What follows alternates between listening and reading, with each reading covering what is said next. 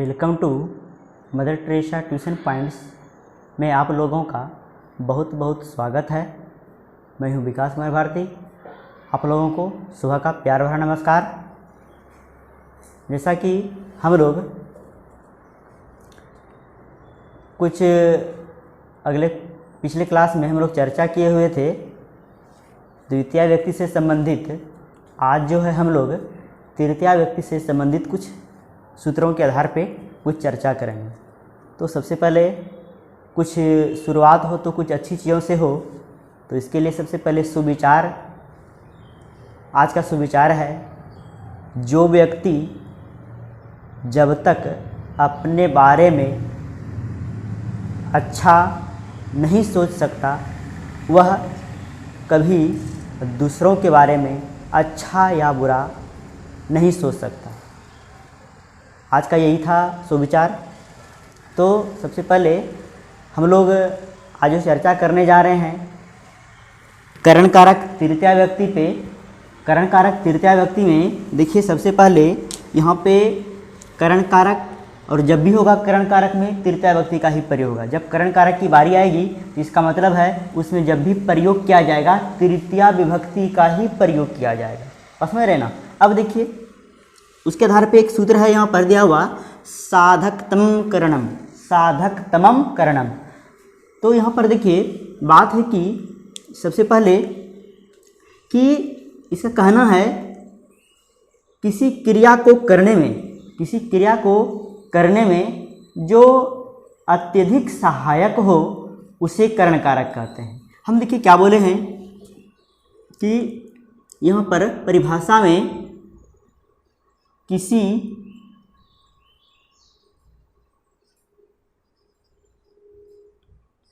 क्रिया को करने में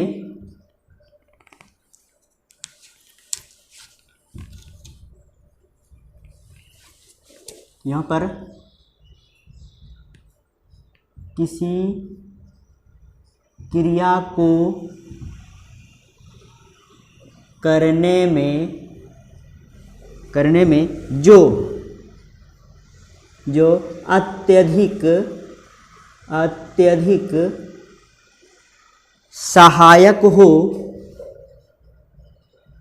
अत्यधिक सहायक हो उसे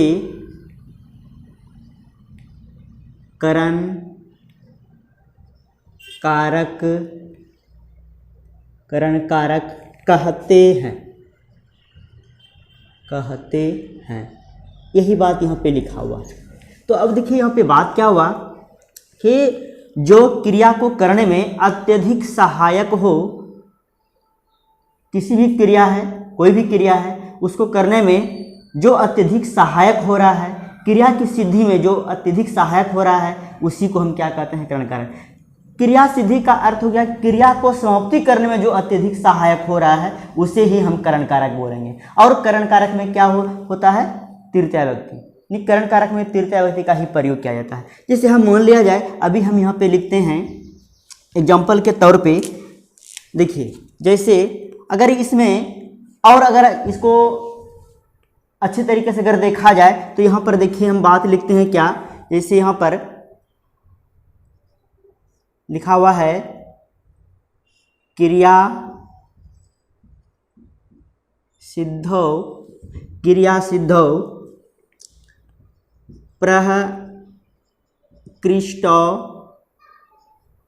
प्रकृष्टौ कारकम।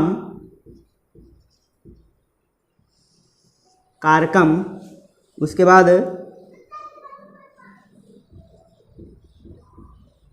करण संज्ञयम स्यात्। देखिए इसका मीनिंग क्या होता है, पहले इसके बारे में जान लेते हैं। देखिए बात क्या है, इसका कहना है यहाँ पर, इसका कहना है कि क्रिया की सिद्धि में सबसे पहले यहाँ पर क्रिया की सिद्धि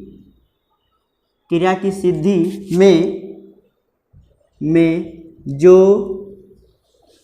सबसे सबसे अधिक उपकारक, देखिए क्या बोले हैं, उपकारक होता है, उपकारक होता है, उसके बाद फिर उसे करण कारक कहते हैं, उसे करण कारक कहते हैं।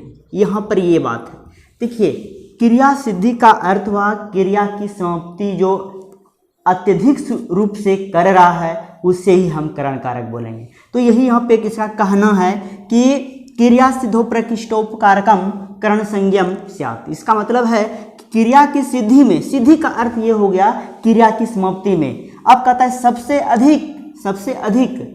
सबसे जो अधिक अत्यधिक सहायक हो रहा है वह क्या हो जाएगा, करण कारक हो जाएगा। अब देखिए यहाँ पर समझना है, जिससे मान लिया जाए, यहाँ पर हम लिखते हैं कि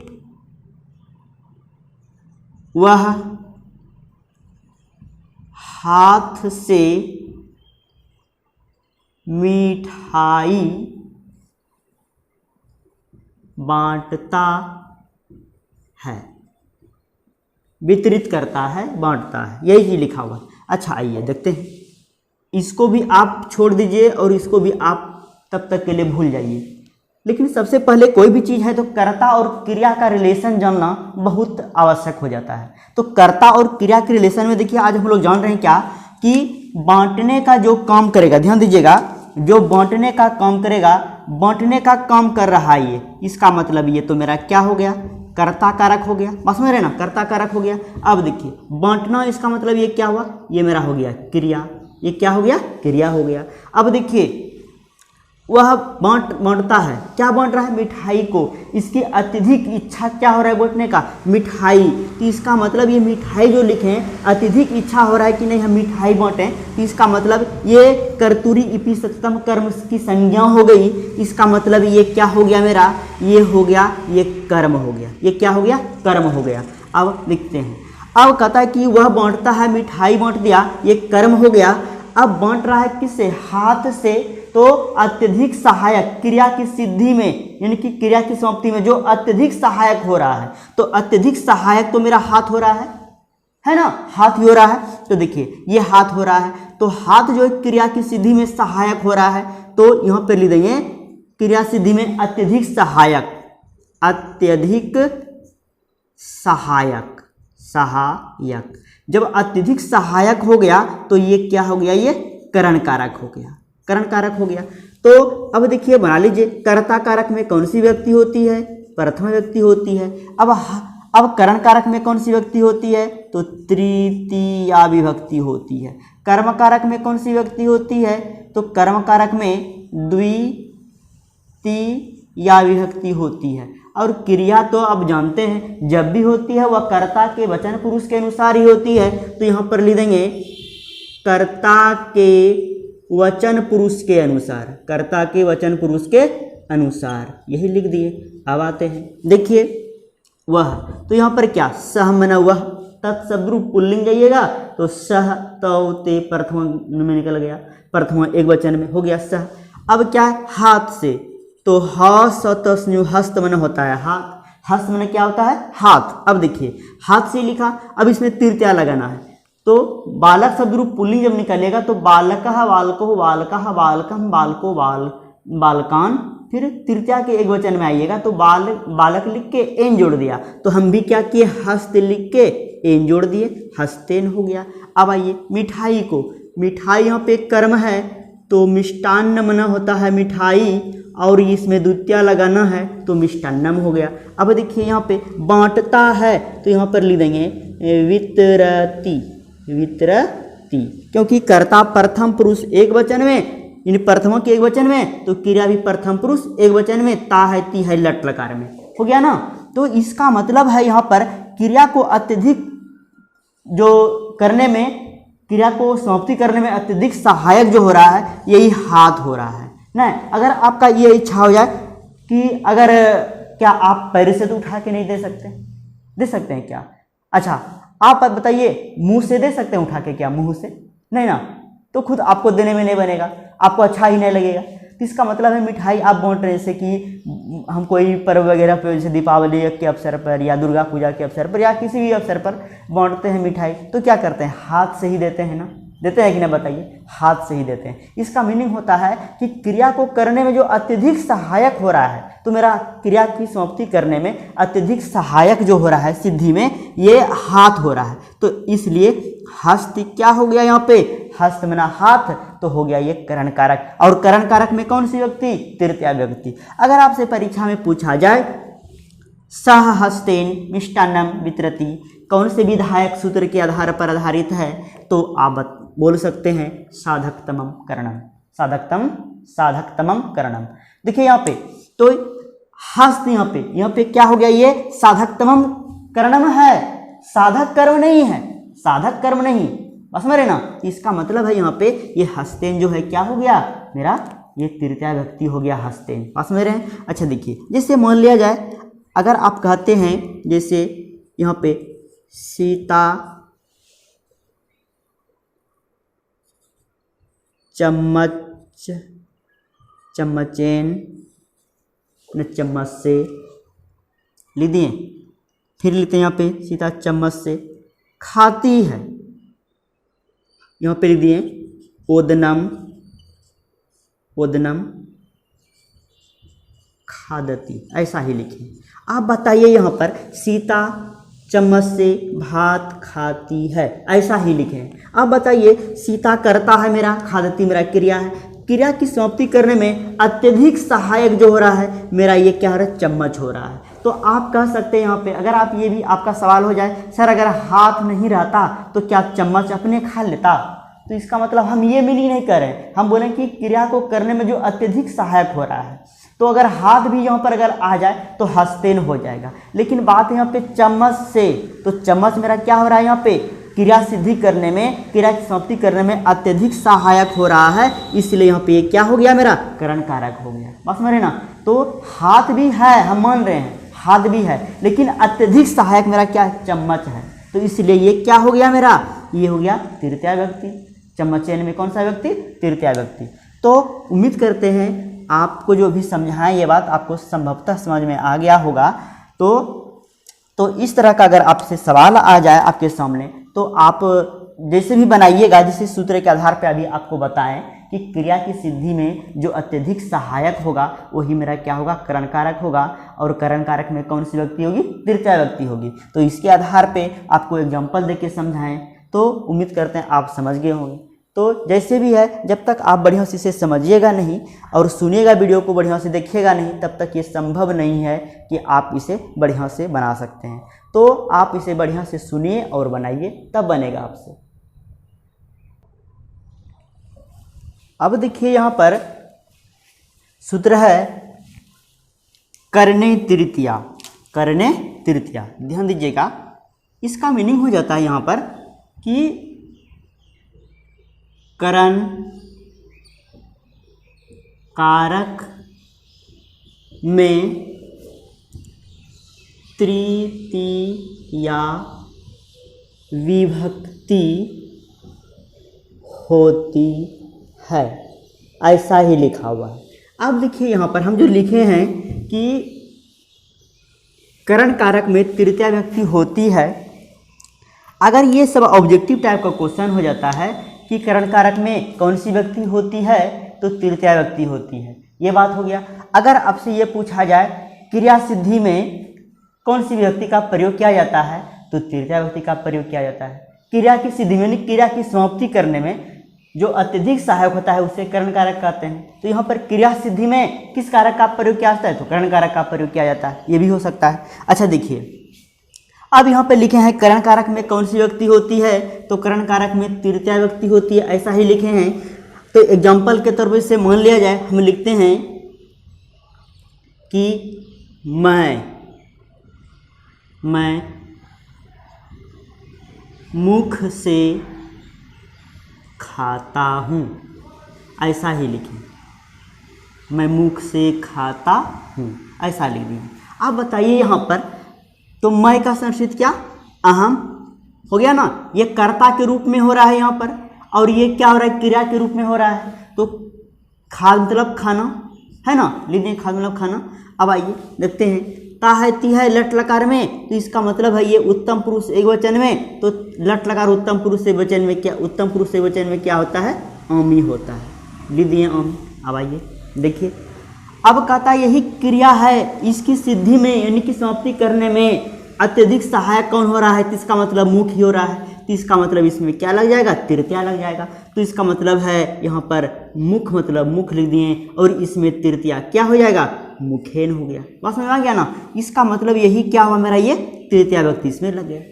यानी कि क्रिया की सिद्धि में यानी समाप्ति में जो अत्यधिक सहायक हो रहा है वही मेरा करण कारक होगा। जैसे आपके मन में एक बात चलता होगा, सर ऐसा भी तो हो सकता है जैसे कि हम यानी कि जैसे कि मैं मग से नहाता हूँ, पहले बात समझिएगा, मग से नहाता हूँ तो मग करण कारक होगा मान लिए, लेकिन बात है कि वह जो है उपकारक के रूप में होगा, क्योंकि क्रिया सिद्धि में जो है जल से बिना नहाए हुए क्रिया सिद्धि यानी समाप्ति नहीं हो सकता है। क्योंकि मग से नहाने के बाद अगर आप बोलते हैं मग से नहाते हैं, तो मग में अगर पानी नहीं रहेगा तो आप बताइए किस तरीका से आप नहा सकते हैं। तो क्रिया सिद्धि में, क्रिया समाप्ति में जल का जो है सबसे बड़ी भूमिका होती है, इसलिए यहाँ पे जल जो है उसमें तृतीया व्यक्ति होगा। आप अगर मग का प्रयोग करते हैं तो इसका मतलब है, मग का अगर प्रयोग करते हैं, बाल्टी का प्रयोग करते हैं, तो इसका मतलब ये होता है यहाँ पर कि जल के बिना वह अधूरा हो जाता है। पास में लेना, तो इसका मतलब हो जाता है कि जल हो, क्या कहते हैं सॉरी, मग हो, बाल्टी हो और कोई अन्य सामग्री हो, तो वह उपकारक के रूप में प्रयोग हो सकता है, साधक के रूप में हो सकता है, लेकिन साधकतमम के रूप में नहीं हो सकता है। बस में लेना, साधकतमम के रूप में वही हो सकता है जो क्रिया सिद्धि में, क्रिया को करने में अत्यधिक सहायक हो रहा है, वही मेरा होगा, वही करण कारक होगा। अब देखिए यहाँ पर, तो इसका मतलब है क्रिया सिद्धि में क्या हो रहा है, ये सहायक हो रहा है मुख, इसका मतलब मुख में क्या लग गया, तृतीया व्यक्ति लग गया। बस में रहना, तो इसका मतलब हो जाता है यहाँ पे कि क्रिया सिद्धि में सहायक होना चाहिए, वही मेरा करण कारक होगा। बात समझ लें। तो अब जैसे भी है उसके बाद देखिए, जैसे हम यहाँ पे एक सूत्र और लिखते हैं, आइए देखते हैं, 3 नंबर में है, ये कर्तरी करणीयोस तृतीया, कर्तरी करणीयोस तृतीया ऐसा लिखा हुआ है। अब आप बताइए ये जो सूत्र लिखा हुआ है, थोड़ा ध्यान दीजिएगा, ये क्यों लिखे हैं और किस प्रकार लिखे हैं। पहले इसका मीनिंग हो जाता है, ध्यान दीजिएगा कि कर्तरी करणीयोस तृतीया ऐसा लिखा हुआ है, इसका मीनिंग होता है कि अनुक्त कर्ता, अनुक्त कर्ता और अनुक्त करण में तृतीया व्यक्ति होती है। ये अनुक्त क्या होता है, अनुक्त होता है जब कर्मवाच्य का कर्ता हो और भाववाच्य का कर्ता हो, तब जो है कर्ता में तृतीया व्यक्ति का प्रयोग करते हैं। यानी कि कर्मवाच्य कर्ता और भाववाच्य के कर्ता में क्या करते हैं, तृतीया व्यक्ति का प्रयोग करते हैं, और करण कारक में भी हम किसका प्रयोग करते हैं, तृतीया व्यक्ति का प्रयोग करते हैं। अब देखते हैं, तो यहाँ पर इसका परिभाषा देखिए क्या है, यहाँ पर लिखते हैं अनुक्त कर्ता, अनुक्त कर्ता लिख दिए, अनुक्त कर्ता मतलब होता है यहाँ पर अर्थात लिख देते हैं, अर्थात कर्मवाच्य और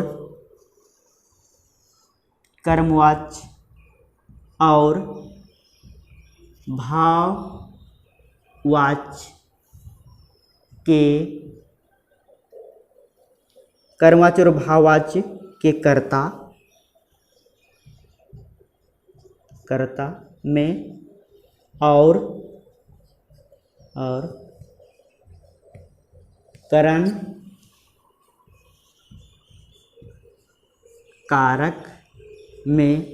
करण कारक में तृतीया विभक्ति होती है, ऐसा ही लिखें। अब देखिए बात क्या हुआ यहाँ पर कि अनुक्त कर्ता मतलब हो गया कर्मवाच्य का कर्ता और भाववाच्य के कर्ता में तृतीया व्यक्ति। और बोले हैं करण कारक में भी तृतीया, करण कारक में भी तृतीया। अब देखिए इसके आधार पे एग्जाम्पल समझिएगा आप। जैसे हम मान लेते हैं यहाँ पे एग्जाम्पल में यथा में यहाँ पर लिखते हैं, ध्यान दीजिएगा। जैसे यहाँ पर लिखे कि वह कुल्हाड़ी से पेड़ काटता है, पेड़ काटता है, ऐसा ही लिखिए। अब देखिए यहाँ पर इसको भी आप छोड़ दीजिए और इसको भी छोड़ दीजिए। दो चीज़ तो आप जानते हैं, काटने का जो काम करेगा वह मेरा क्या होगा, कर्ता। तो इसका मतलब ये क्या हो गया मेरा, ये मेरा कर्ता हो गया।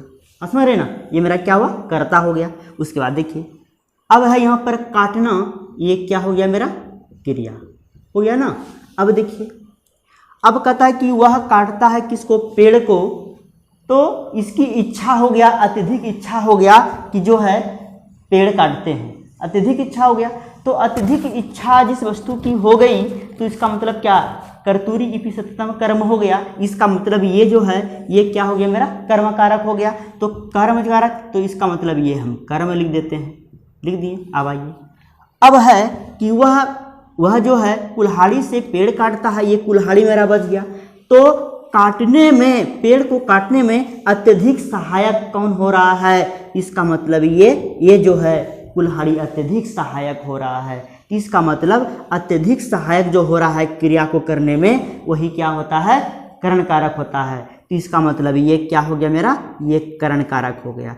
तो आप अगर यहाँ पर ये भी सेंस लगाते हैं, सर अगर हाथ नहीं रहता तो क्या कुल्हाड़ी अपने चल जाता, तो हम ये भी बात मान रहे हैं। यहाँ पर अगर हाथ रहता तो हस्तेन हो जाता, हम मान रहे हैं। तो लेकिन इसके साथ आपका पैर भी तो काम कर रहा है। अगर आपका पैर नहीं रहता तो क्या आप क्या करते हैं, आप पैर भी तो इधर उधर चलते हैं, घूम घूम के काटते हैं पेड़ को। तो इसका मतलब क्या, तो इसका मतलब वह जो है उपकारक के रूप में हो सकता है, लेकिन यहाँ पर जो है ये साधक के रूप में पैर हाथ ये सब हो सकता है। लेकिन इस सेंटेंस के आधार पर हाथ पैर जो है वह साधक के रूप में हो सकता है, लेकिन साधकतमम के रूप में नहीं हो सकता है। तो साधकतमम के रूप में जब भी होगा ये कुल्हाड़ी होगा। इसका मतलब ये हो गया करण कारक। तो कर्ता में क्या लिखते हैं, प्रथमा लिखते हैं, प्रथमा लिख दिए। अब आइए कुल्हाड़ी से बोले हैं, इसका मतलब करण कारक है। करण कारक में कौन सा विभक्ति बताइए, तो ये तृतीया हो गया। और कर्म कारक में कौन सा विभक्ति क्या हो गया, बोलिए द्वितीया हो गया ना। उसके बाद देखिए क्रिया जब भी होती है किसके अनुसार होती है, वो कर्ता के वचन पुरुष के अनुसार होती है, कर्ता के वचन पुरुष के अनुसार ही होती है। अब आइए देखिए सह लिख दिए, सह मना वह पुल्लिंग में है। अब आइए कुल्हाड़ी, कुठार, का ठवाकर हो, कुठार लिख दिए। अब देखिए इसमें तृतीया लगाना है, क्या हो गया, कुठारेन हो गया। अब आइए कुठारेन देने के बाद जो है किसको काटेगा, वृक्ष को। इसका मतलब कर्ता ने कर्म को वृक्षम हो गया। कर्तूरी इपि सततम कर्म से ये अत्यधिक काटने का इच्छा हो रहा है, इसलिए क्या हुआ, ये जो है कर्म की संज्ञा हो गई और उसमें द्वितीय व्यक्ति लग गया। अब काटता है लिखे हैं ये ना, काटता है तो क्या करेंगे, छ हर्षी का न छिन्नति मतलब होता है काटता है, छिन्नति में क्या हुआ, काटता है, दे दिए, हो गया। तो इसका मतलब है यहाँ पर कि कुठारेन जो है यहाँ पर ये तृतीय व्यक्ति का प्रयोग किया गया, बस समझ रहे ना। तो ये हो गया, ये क्या हुआ, कुठारेन जो लिखे ये तृतीय व्यक्ति हो गया। अब देखिए इसी के आधार पे जो है जैसे, तो यहाँ पे कुठार जो शब्द है ये अत्यधिक क्रिया को करने में अत्यधिक सहायक हो रहा है, इसलिए यहाँ पे इसमें कुठार शब्द में कौन सा व्यक्ति लग गया, तृतीया लग गया। अब इसी के आधार पे देखिए और आपको हम बताते हैं इसके आधार पे कि और क्या हो सकता है, ध्यान दीजिएगा। जैसे यहाँ पर हम लिखते हैं एग्जाम्पल के तौर पे है कि राम के द्वारा, ध्यान दीजिएगा, राम के द्वारा बाली मारा गया। तो सबसे पहले ये भूतकाल में है, ये भी जान रहे हैं हम। अब यहाँ पे लिखे हैं राम के द्वारा बाली मारा गया। तो जब भी इस तरह का सेंटेंस हो तो इसका मतलब ये होगा कर्मवाच्य का। बस में रहना। तो अब देखिए, अब आपको हम बताए हैं कि कर्मवाच्य के कर्ता में भी तृतीया होनी चाहिए, यानी कि अनुक्त कर्ता में भी तृतीया, यानी कि ये कर्मवाच्य हो गया। ये क्या हो गया? कर्मवाच्य हो गया मेरा। ये कर्मवाच्य का सेंटेंस है। अब देखिए यहाँ पे किसे मारा गया? बाली को मारा गया। तो क्या बोला है? कर्मवाची कर्ता में तृतीया, तो इसका मतलब मारने का काम तो यही करेगा ना। अब यहाँ पे क्या राम लिख देंगे और के द्वारा लगा है जो नहीं रहे, इसका मतलब के द्वारा जो जब भी पहचान होता है वो करण कारक का होता है, तो इसका मतलब यहाँ पे क्या हो गया? रामेण हो गया।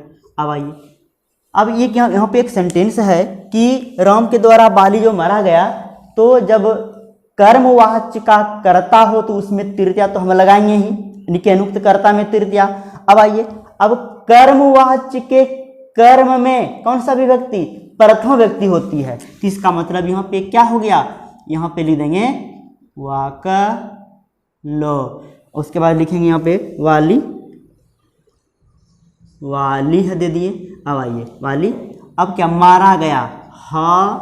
तो हत, क्या करेंगे? ये हत शब्द जो है ये यहाँ पर न हन जोड़ अक्तो प्रत्यय से अगर हम बना लिए तो ये क्या होता है? इत संज्ञक ये वाला हो जाता है और ये को होता है, और शेष क्या हो गया? तो हत हो गया। और जब इसका पुल्लिंग में रूप आगे लेके तो हता, हतो, हताह, ये पुल्लिंग में हो गया हता, क्योंकि ये पुल्लिंग, तो अगर कर्म पुल्लिंग तो क्रिया भी क्या होता है? पुल्लिंग होता है। अगर कर्म स्त्रीलिंग तो क्रिया भी स्त्रीलिंग, अगर कर्म नपुंसकलिंग तो क्रिया भी नपुंसकलिंग। तो सिर्फ हम कर्मवाच्य का ऐसा बात हम बोले हैं कि कर्मवाच्य के कर्ता में तृतीय व्यक्ति, कर्मवाच्य के कर्म में प्रथम व्यक्ति, और क्रिया जब भी होती है, यहाँ पे देखना पड़ेगा कि भूतकाल का है या फिर विधि लिंग का है, तो वह अगर प्रत्यय से बनाना चाहते हैं तो हन जोड़ प्रत्यय कर देंगे अक्तो प्रत्यय, तो यहाँ पर नौ खत्म कर देंगे, यहाँ पर को खत्म, शेष क्या? तो बचेगा, इसका हो बचेगा, मिला होल गए हो और तो मिल गया। अब यहाँ पे क्या, अगर पुल्लिंग में इसका रूप चलाएं तो यहाँ पर ये पुल्लिंग, तो ये भी पुल्लिंग निकल गया। तो यहाँ पर अनुक्त कर्ता, यही है अनुक्त कर्ता, यानी कर्मवाच्य का ये क्या हुआ? कर्ता हो गया, इसमें तृतीया लग गया। बस में रहना। उसके बाद देखिए, जैसे हम लिखते हैं यहाँ पे कि तुम कलम से लिखते हो, ऐसा ही लिखे हैं, तो बताइए आप किस तरह लिख सकते हैं? यहाँ पर जो है हम किस तरह इसको बना सकते हैं, थोड़ा ध्यान दीजिएगा। जैसे यहाँ पर जैसे लिखे हैं, तुम कलम से,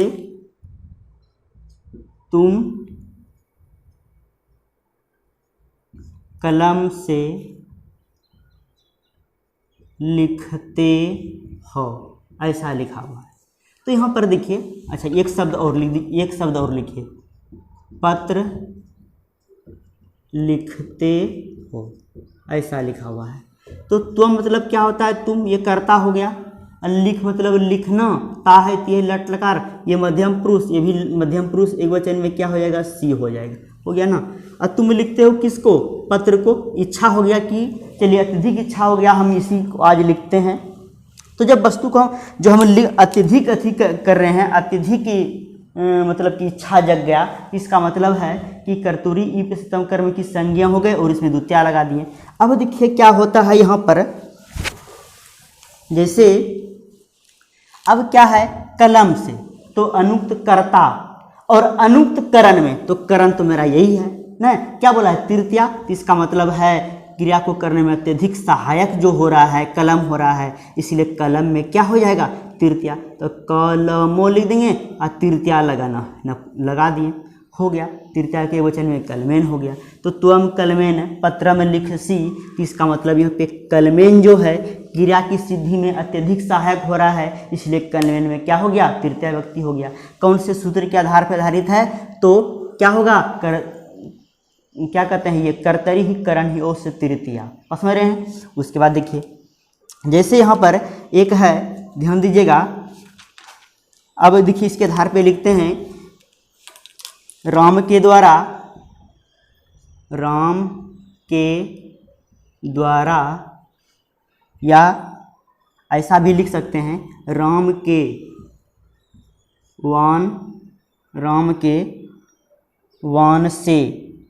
वान से, यानी इसका मीनिंग भी द्वारा ही हो जाएगा। ये हो गया। तो इसका मतलब है कौन, वाली मारा गया, वाली मारा गया, ऐसा लिखा हुआ। अब यहाँ पे दो तरह का बात आ गया। यहाँ पे राम के है, राम के बाण से वाली मारा गया है ना, वाली मारा गया। तो यहाँ पे क्रिया देखिए, हत क्रिया जो है यहाँ पर इसके अक्तो प्रत्यय से क्या हो जाता है, अक्तो प्रत्यय का प्रयोग जब भी होता है भूतकाल में किया जाता है और कर्मवाचक और भाववाचक की क्रिया के साथ ही किया जाता है, कर्तरीवाचक क्रिया के साथ नहीं। तो यहाँ पर देखिए, यहाँ पर क्या करते हैं, राम के द्वारा, इसका मतलब ये अनुक्त करता है। अनुक्त करता मतलब क्या, कर्मवाचक और भाववाचक का करता। इसका मीनिंग हो जाता है कि राम के द्वारा बाण से किसको मारा गया, वाली को। तो इसका मतलब हो जाता है ये अनुक्त करता है, यानी कि कर्मवाचक करता है। तो कर्मवाचक कर्ता में कौन सा व्यक्ति, तृतीया। तो यहाँ पर क्या लिखेंगे, रामेण लिख दी। समझ में आ गया। उसके बाद देखिए बाण से, यानी बाण के द्वारा ही मारा गया, तो यहाँ पर क्या हो जाएगा, वानेन हो गया। क्या हो गया, वानेन, समझ लेना। उसके बाद आइए वानेन लिख दिए। उसके बाद है किससे मारा गया, वाली को। तो यहाँ पर कर्मवाचक कर्ता जब भी हो तो कर्मवाचक के कर्म में प्रथम व्यक्ति, तो इसका मतलब क्या होता है, प्रथमा बोले हैं, तो इसका मतलब क्या हो जाता है, बोलिए तो, वाली लिख दिए। अब क्या है, अब यहाँ पे क्या हत है, तो यहाँ पर लिख देंगे। ये पुल्लिंग है तो ये भी पुल्लिंग होगा, बस में रहना। तो यही हो जाता है, क्या बताइए, तो यही हो गया। अगर ऐसे आप नहीं लिखते हैं तो यहाँ पर लिख सकते हैं हतो का हतो वाली, ऐसे ही भी लिख सकते हैं, आप स्वतंत्र हैं। इसका मीनिंग हो जाता है कि अनुक्त कर्ता, यानी कर्मवाचक का ये करता है, और ये भी जो है करण कारक है, यानी कि अनुक्त कर्ता और अनुक्त करण में दोनों में क्या तृतीया लग गया ना। अब यहाँ पे कर्मवाचक का ये कर्मवाचक का ये कर्म है ना। तो कर्मवाचक में कर्म क्या होता है, जब उक्त रहता है यानी प्रधान रहता है तो उसमें प्रथम व्यक्ति होता है। इसका मतलब ये क्या, यहाँ पर जो लिखे हैं ये बाली क्या हो गया, मेरा उक्त प्रधान हो गया कर्मवाचक कर्म में, तो ये प्रथम लग गया। और इसका मतलब क्या, ये हत क्रिया है, भूतकाल में प्रयुक्त हुआ, कर्मवाचक और भाववाचक में, यही यहाँ पर हत लगा दिए, समझ लिया ना। तो ये हो गया। अच्छा देखिए, तो ये तो कर्मवाचक का, भाववाचक का देख लीजिए। जैसे दिया हुआ है यहाँ पर कि मेरे द्वारा हंसा जाता है, यही है, मेरे द्वारा हंसा जाता है। इसका मतलब ये क्या है, भाववाचक है। ये क्या है, भाववाचक क्रिया, यानी कि वैसी क्रिया जिसमें कर्म न हो। तो यहाँ पर हंसना है ना, इसका मतलब रोना है, सोना है। तो ये सभी क्या हो गया, मेरा क्रिया हो गया अकर्मक वाला, कर्म नहीं होगा। तो मेरे द्वारा है ना, मेरे द्वारा यानी कि मैं, तो अनुक्त जो है ये करता है, यानी कि कर्मवाचक और भाववाचक करता है। इसका मतलब ये मैं, यानी कि ये अहम, यानी तृतीया निकालना। अहम का तृतीया क्या होता है, माया, लिख दिए।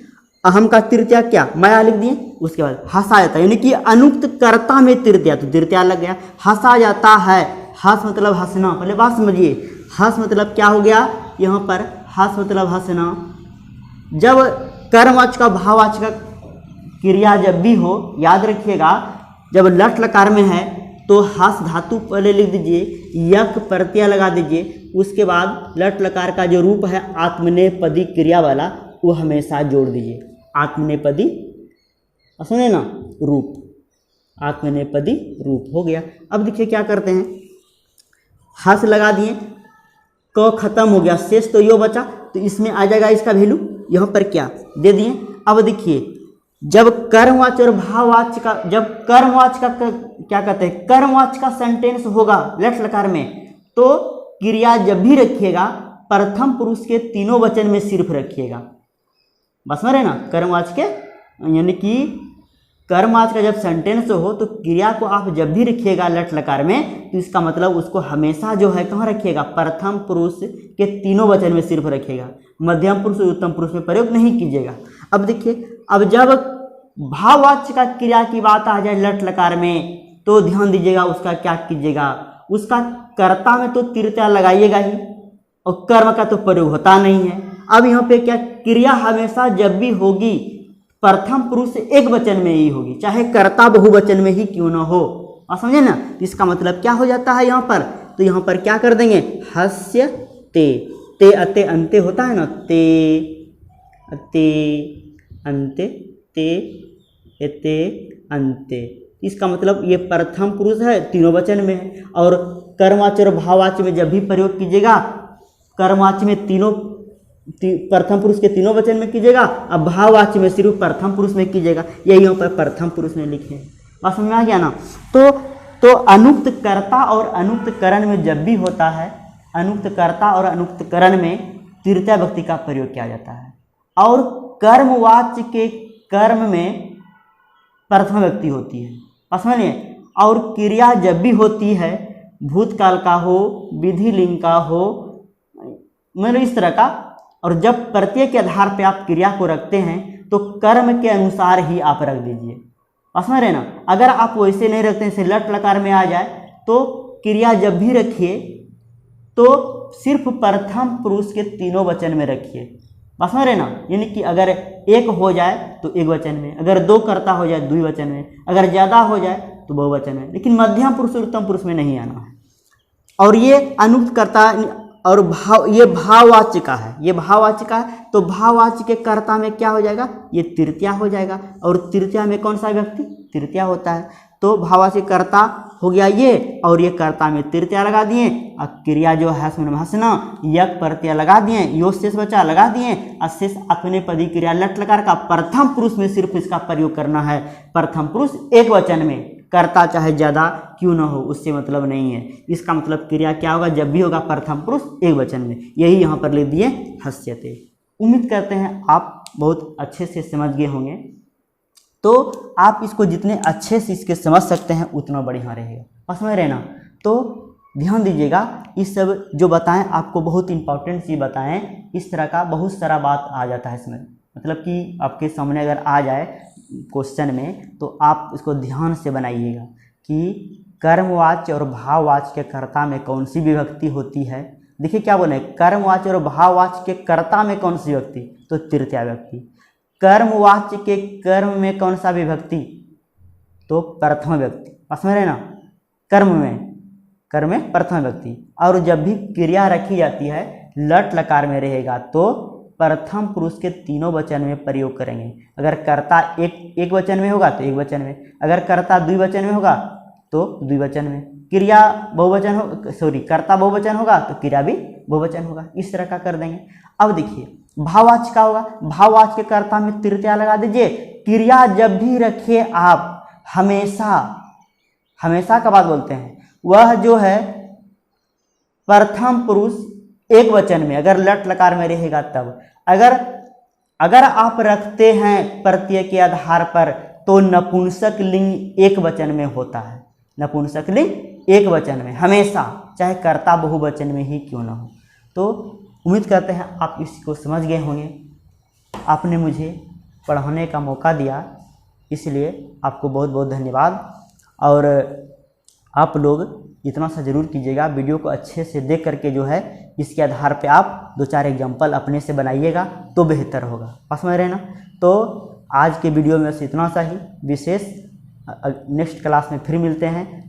और आज जो है आपसे हम विदा लेते हैं। आज के लिए इतना सा ही। आपने मुझे पढ़ाने का मौका दिया, इसलिए आपको हम हृदय से धन्यवाद देते हैं। Thank you.